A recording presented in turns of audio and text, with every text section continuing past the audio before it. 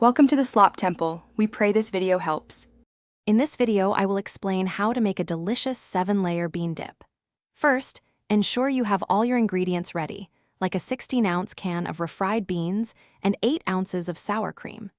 Begin by spreading the refried beans evenly across the bottom of your serving dish. Next, combine the sour cream with a packet of taco seasoning, then carefully spread this mixture over the bean layer.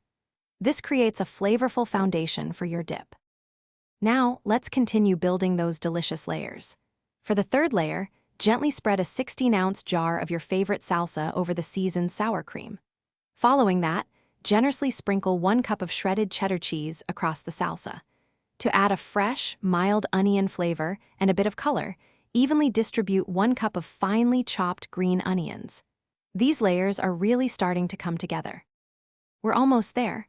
For the 6th layer, carefully spread 1 cup of creamy guacamole over the green onions. This adds a rich, smooth texture and a wonderful avocado flavor. Finally, for the 7th and last layer, sprinkle 1 cup of sliced black olives evenly over the guacamole.